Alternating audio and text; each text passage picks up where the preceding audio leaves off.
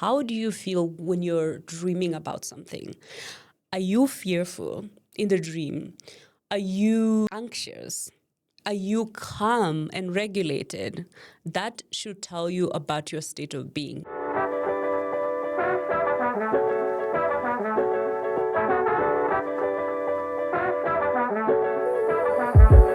Hello, beautiful soul.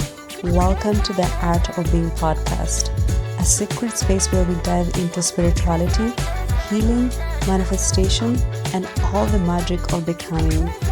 We explore the depth of the human experience, the pain, the triggers, the healing, the expansion, the joy, and what it means to move through life with awareness and intention.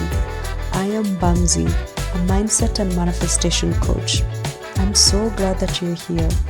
Take a deep breath, settle in, and let's journey together. Hello, beautiful soul. Welcome back to the Art of Being podcast. So today I wanted to talk about dreams. And the reason that I wanted to talk about dreams is because dreams are so important to me because they always tell me about my state of consciousness. They always tell me about my inner state, what's going on, right? My state of being, right? So even during the day when I ignore something, it gets played out in the dream. And my dream tells me like, hey, this is happening through an emotion, through a symbol, right? And that is why I wanted to talk about that because I know that there's a lot of us, there's a lot of people that are dreaming, that they're getting messages because that is their primary way of getting messages. But because they don't know what their dreams are telling them, then they don't use that type of information. And I think it's so important to kind of understand that sometimes like the easiest way to get messages from your higher self is through dreams when you're not resistant, right? When you're not using your logic mind. Because during the day, when you're using your logic mind, when you're busy, when you're action oriented, right? You don't allow, like your intuition doesn't have space because you're so busy, you're distracted, like you have all of these things, right? You don't have quiet time where you are able to sit with yourself and have like information come forward, right? And that is not your fault, of course, like you have to do all of these things, right? And so dreams is one way that your higher self or spirit might be trying to communicate with you, right? And that is why I wanted to talk about this, because for me, that has been the case, right? And the way that I've come to see dreams and understand dreams, and this is based out of my experience, right? And I'm actually not talking about like premonitions or whatever, even though like I've had premonitions. I'm talking about processing dreams. I'm talking about the vivid dreams that you have when you go to sleep, especially like between 3 to 5 a.m. in the morning when you're in your REM cycle. When those dreams are so vivid, you know, they're so sometimes so emotionally charged. You see images, right? You see symbols, and it feels like you're experiencing whatever is happening in the dream in physical reality, right? Those are the type of dreams that I'm talking about, right? And I'm a huge, huge dreamer. I'm a Pisces rising, so it goes with the, you know, the territory, right? And I'll give examples, right? So before my awakening journey, right, for several years, I used to have this recurring dream. And in this recurring dream, I used to be chased, I would be chased by men. And they would chase up to me, and they would almost catch me. And there was a wall, right? Every single time they would chase me, there would be a wall in the dream. So I'm running towards the wall, and they're coming after me, and they would almost catch me. And then right before they catch me, I would wake up. I would wake up with so much fear. I would wake up sweating. My heart would be beating so fast, right? And of course, a dream like that, you would be like, "Oh, I had a nightmare last night," right? That's what we label nightmares because, of course, who wants to experience that terrifying dream, like when they're sleeping, right? And I never did anything with that dream at the time. I didn't know what it meant. I just like wouldn't look forward to having that dream again. But then it would happen and happen over and over again. And over like during the course of 1 year, I would have that dream several times, right? And so when I started my healing journey, and back in 2019, when I started to like get in touch with my inner world, what is going on internally, when I started to meditate, when I started to get in touch with my body, right? I noticed that I went several months without having the dream, without having that recurring dream. And I think it must have been like a year or so after I was like, oh my God, I haven't had that dream. And I want to tell you now that I've never had that dream again, ever. That dream of being chased, it stopped. And when I look back, it's when I started my healing journey, when I started to reconnect with my inner world, when I started to get to know myself, when I started going deeper, right, is when those dreams stopped. And so when I look back, and now that I have a higher perspective, because I've had several dreams since then, and some of them have been like premonition dreams. Some of them have revealed like my state of being, and now I have a higher understanding and higher perspective of dreams, based on like, you know, psychologists like Carl Jung, on the work that they did on dreams, and based on my own experiences, and based on, you know, there's something called the Gestalt therapy, which talks about the idea that dreams are your, you know, your it's the only way that your psyche gets to have a conversation. You know, so when I say your psyche, when I say psyche, I mean like the parts of you gets to dialogue with each other, right? Because it's each one of us has several parts in us, right? Think about when you say like, oh, there's a part of me that wants to do that, but there's another part of me that's doubtful, that doesn't want to do that. There's a part of me that's fearful, but there's another part of me that feels like this is gonna be so much freeing and whatever. So you have these several parts of you, right? Because we are complex human beings, right? And if you look into parts work as well and internal family systems, it goes into the idea that you have several parts of you and they all have different agendas, right? But during your waking state, when you're busy, when you know, you're doing things, moving through the world, right? You have no time to allow these parts of you to have a dialogue with each other, even when you're maybe deciding something or you're going through something, there's not enough space. And because you're using your logic mind, there's no space for these parts of you to come and actually just have a dialogue without your, you know, you as an observer, without you like interrupting them, right?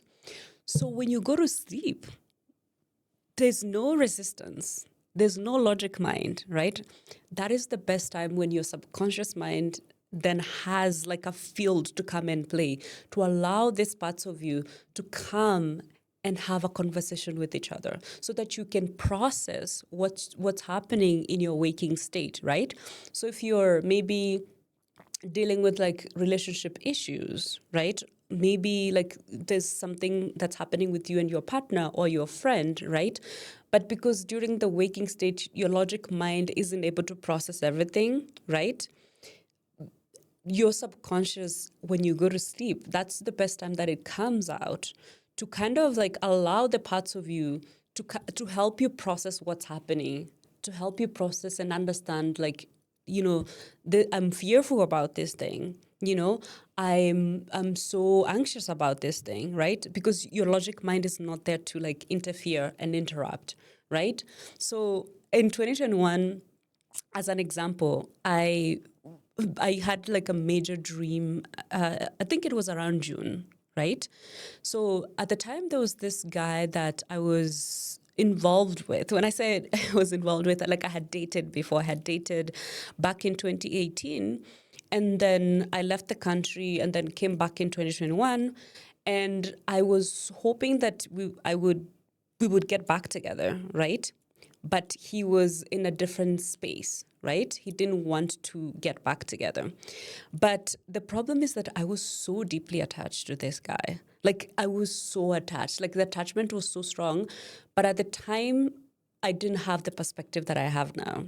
I didn't understand how deep the attachment was to this guy, right? So of course, when he said no to me, or like he said, like, "Hey, I'm not in the same headspace as you. Like, there's so much going on in my life, and blah blah blah blah." Of course, that sent me. I was, of course, like really, really heartbroken because my world was shattered, first of all. Like you have all these expectations, you have like an image in your mind of like the future that you've created together, right? And so I was shattered. So I remember this one night, he came over and we had dinner, and then he left. And then that night after he left, I had a terrifying, at the time, I called it a terrifying dream because now, of course, I don't have that perspective. But that night I had a terrifying dream. So in the dream, it was like a hall. I remember like it was a hall. It seemed like there was an event that had happened and maybe there was like a speaker or something like that. And so I'm standing and then I see like he's standing here, but then he's standing with this other girl, right? So, and in the dream, we were having a conversation about, and he's telling me, like, oh, for the longest time, like when you left the country, like, I was hoping that I could be with you. I wanted you and all of those things. And he's telling me, and then this other girl is like, he actually, like, it's true. Like, this guy was waiting for you for the longest time, but, you weren't there. And then all of those things. And as we we're having this conversation, and then he tells me, like, oh, I'm leaving the country, and then I tell him, like, hey, I can walk you, I can walk you and say goodbye to you. As we're walking and leaving the hall, we get close to the door. And this is happening, of course, in Kenya. As we get close to the door, there were gunshots. And then people are like running all over. People are running to hide because who wants to be shot, right?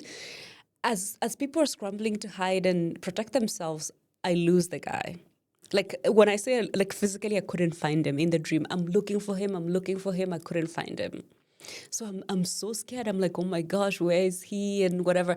So I tried everywhere. I couldn't find him. And then I woke up. And I was so afraid in the dream, right? Because I can't find him. So I woke up so terrified, right? I'm so terrified. I'm like, oh my gosh, what's happening? Like, I can't find him. What am I going to do? And like, oh my gosh. So it felt like, oh, I'm losing him, right? That's what it felt to me because it happened in the dream. So I was like, okay, this is what's happening because he said that he's not in the same headspace, then it means that I'm losing him, right? And I didn't want that to happen even though he had told me, right? So that was my interpretation. I was like, oh, this thing is happening. And I'm like, who's that girl in the dream, right? So that was 2021. And then a year later, exactly like maybe 11 months, in May 2022, I ran into him and he was with the girl that I saw in the dream, right? So even though like some of that kind of like came true, that is not how like I see the dream. Like that is, my interpretation of the dream is that my subconscious, because I truly believe that whoever I saw in the dream, him and the girl, those were parts of me. Those were parts of me having a dialogue, and I was in the dream as an observer, right? Because that's my interpretation based on Gestalt therapy. The people that you see in your dream are parts of you, like I said, trying to have a dialogue. So in the dream, my subconscious was trying to tell me, like, hey, you are this is a very unhealthy attachment you have towards this guy, right? And your sense of safety and security, because I used to feel like, oh my God, he's the person that makes me feel safe. So when he said no to me, my world was shattered because I was like, okay, where's my safety is gone, right? So my subconscious was telling me this sense of safety and security that you've projected to this guy, you need to bring it back to you. You need to build a better sense of safety and security with yourself because this attachment that you have with this guy is very unhealthy, right? So it was telling me about my state of being during my conscious waking hour, like the way that I was operating. I was operating from lack. I was operating from fear, right? I was wanting this relationship, not because I'm moving from like this whole place where I'm like, there's nothing you're giving me. We're just, sharing a beautiful partnership together and whatever. I was moving towards this relationship because I was like, like I need that sense of safety and security. Like you make me feel safe. There's something you're giving me. There's something that I'm lacking that you're giving me, and that is why like I was so deeply attached to this guy. So anyway, so that's just an example of like how the messages that you get in the dream, like the symbols, the actors, the koi motion that you get in the dream tells you about your state of being. And especially the koi motion, I want to emphasize the koi motion because it's less even about the characters in the dream and more about what you're feeling in the dream. That is so important. How do you feel when you're dreaming about something? Are you fearful in the dream? Are you anxious? Are you calm and regulated? That should tell you about your state of being in your waking hour. And that is what you need to pay attention to, right? Like I said, I'm a huge dreamer. Another example is in 2025, actually 2024, I I dreamt that I lost my job. So in the dream, I dreamt that my boss like let go of me, and it was so real, and it happened between 3 and 5 in the morning. It was so real. Like I can even right now when I think about it, I can see like all the images. I can see her. I can see this other guy that I used to work with. Like it was so real. Like I felt like I physically experienced it. So I was let go in the dream, and as I'm walking out of the office, I'm thinking to myself, oh my gosh, it's okay. Like, it's okay. I have options. I'm okay. So in the dream, I'm very calm. I'm very regulated. I was not fearful, even though I was let go. Like there was no fear at all. Right. So when I woke up, I was like, I don't prefer this thing. Like, I don't prefer to lose my job. I don't prefer to lose my source of income. But my subconscious is telling me if this thing were to happen today, I'll be okay. Like, there's no heavy attachment that I have towards this job, right? My sense of self, my sense of safety and security is not projected onto this job. So therefore, even if I don't prefer to lose my job, if I lost it, I wouldn't be shattered. My nervous system wouldn't be completely thrown off. And that was my interpretation of it, because the core emotion in the dream was calm. I didn't feel any fear or anxiety, right? So tell me, 2025, I was let go. I was let go from my job. And it happened exactly how I dreamt it. Not like the process of letting go, but rather like how I felt when I was let go, right? When I was let go, in fact, I was anxious 2 days leading up to the letting go, because I knew something was happening. Like I usually tap into like the energy of what's about to happen, and I knew that something was happening with the job. Like I was picking up on the energy, so I was anxious leading to being let go. But when I was let go, literally, I felt I was calm. I didn't feel fear. I didn't feel anxious. I didn't feel like, oh my God, I need to find something to replace this. There was none of that. I remember like I had even talked to my friend right before the meeting with my boss, and I told my friend, hey, I think I'm about to be let go. And she was like, oh my gosh, call me after. And I called her right after, and she's like, how do you feel? And I'm like, I don't feel that there's no fear, there's no anxiety. In fact, I feel like a huge thing has been lifted off my shoulder. It felt like something had been lifted. And when I say that, it's because I truly believe that what I was doing was no longer aligned with the version of who I have become as a person, right? So even though, yes, I didn't prefer to lose my income, like who prefers that? That's not a preference that I had, but I went into this with a higher perspective, and the dream had told me that I had become the version of the person who, like, if they lost this something, they're not afraid of it. And so that is why I really think the core emotion that you feel in the dream is so important. It really tells you about where you're at, right? With regards to like your internal world, like what's happening there. Do you have a lot of conflict, right? Are there things that you're attached to? Are there people that you're attached to, right?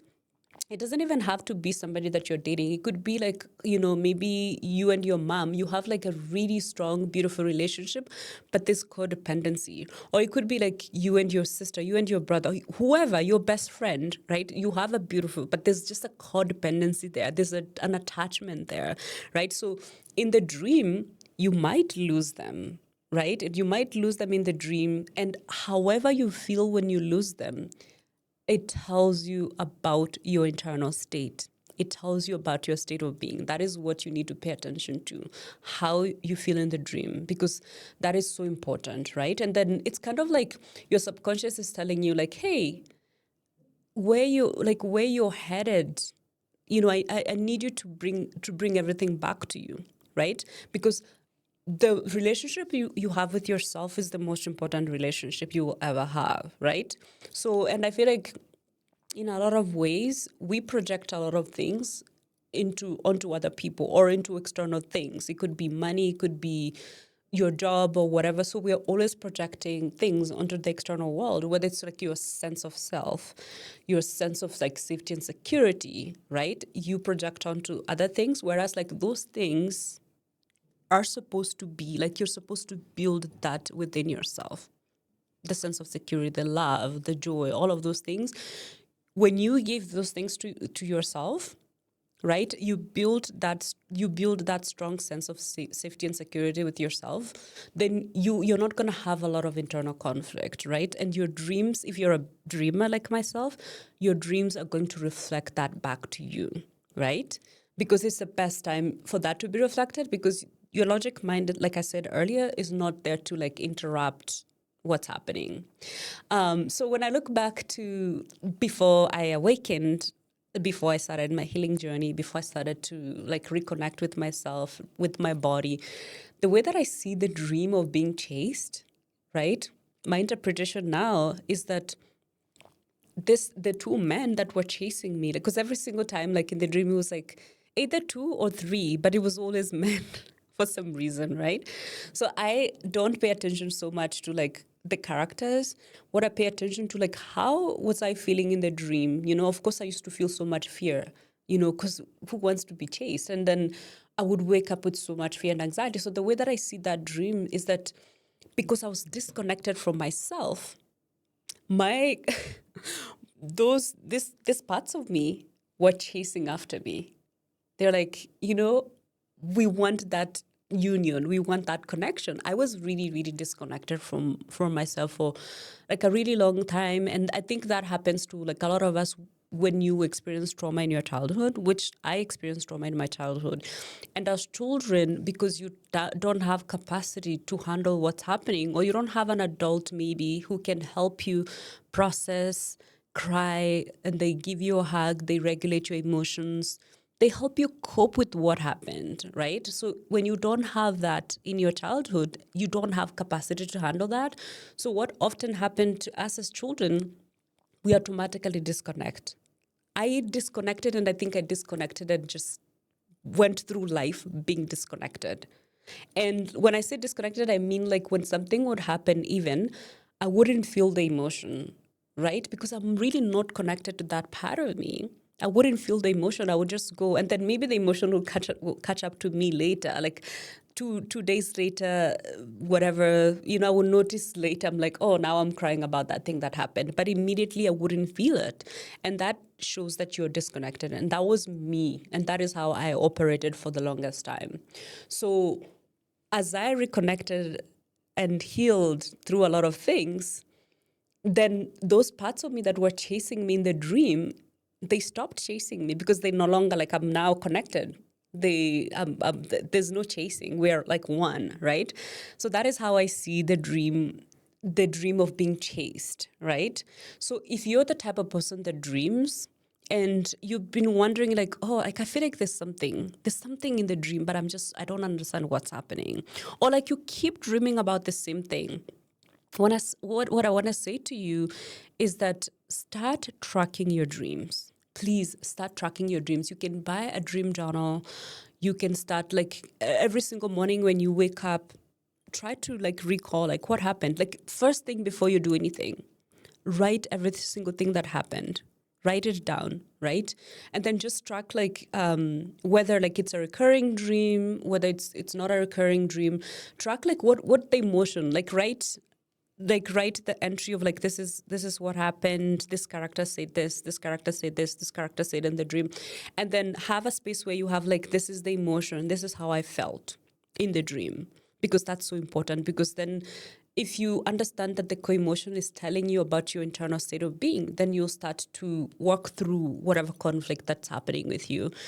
And if you're not the type of person that likes journaling, like another thing that you can do is just do voice notes. Especially if you wake up from the dream, you can just do a quick voice note about the dream, right? And then maybe later you can just transcribe those dreams and have them as like entries of like what is happening, so that you can track them. Because it's your inner guidance. You're always guided. Your higher self is always guiding you. Spirit is always guiding you.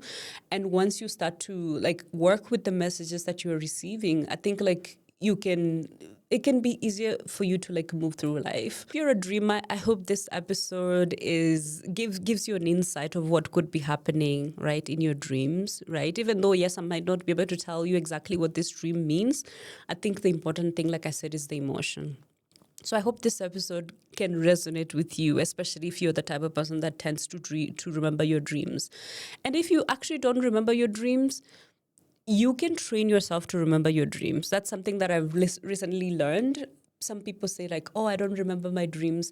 But it's because you actually need to build a relationship with your dream self, right? So if you tell your dream self right before you go to sleep, you tell your dream self like, hey, actually, if there's anything I need to know, I would like to remember my dreams. Like you have that conversation, and don't expect it to be like a one-off time thing. Like build that relationship where you tell your dream self every single night that you would want to remember your dreams. And then that way you'll be able to build that relationship and be able to get like the messages that come easily when we are sleeping, right? So if this really resonated with you, I would love to hear from you. I would love for you to tell me, like, is there anything that you want me to talk about specifically with regards to dreams, right? And now I'm opening up the Art of Being for questions. Like one thing that I've been thinking through is that I actually want to receive questions from people, right?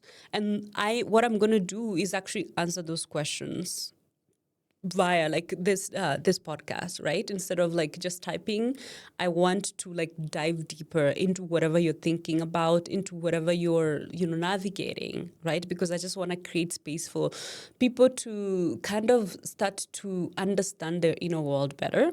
And sometimes those questions I might explore with a guest, but I really do want to open up a space for that type of engagement. So if you've been feeling like you want to reach out with your question, but you don't know if that's a type of thing that we do that now. So send me your questions with regards to this episode in particular, or any other episodes that we've had, and I would be happy to dive into your specific situation. Thank you so much for being with me. If you're watching this on YouTube, I would love to see your comments, your engagement, your likes. Subscribe to The Art of Being. If you're listening to Apple and Spotify, rate our podcast. It really, really helps us get the message to like more people who might benefit from this type of conversation. Thank you so much again, and I will see you next time on The Art of Being.